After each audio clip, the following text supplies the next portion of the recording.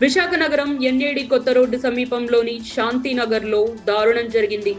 అద్దెకు సంబంధించి ఇంటి యజమానికి ఆ ఇంట్లో అద్దెకు ఉన్న యువకులకు మధ్య గొడవ జరగ్గా ఈ ఘటనలో ఇంటి యజమాని హత్యకు గురయ్యారు. దీనికి సంబంధించి స్థానికుల సమాచారం ప్రకారం అద్దెకు ఉన్న యువకులను ఇంటి యజమాని 3 రోజుల క్రితం ఖాళీ చేయించారు. అయితే ఇంటద్దె బ్యాలెన్స్ విషయంతో పాటు ఇంట్లో సామాగ్రిని పాడు చేశారన్న విషయంపై మాట్లాడడానికి యజమాని దుర్గాప్రసాద్ ఆ యువకులను ఇంటికి పిలిచారు.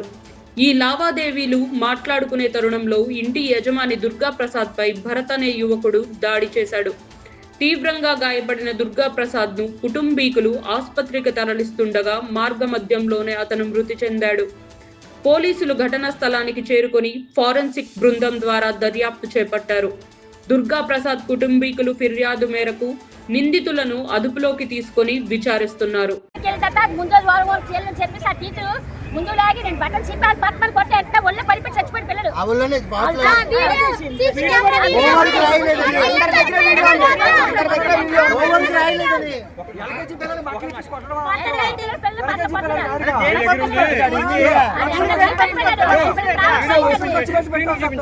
పిల్లలు లక్షలు తీసుకుంటారు.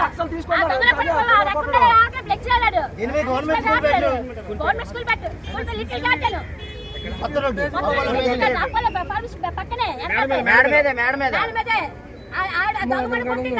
కొట్టింది పడిపోయి అంటే ఒళ్ళే పడిపోయింది.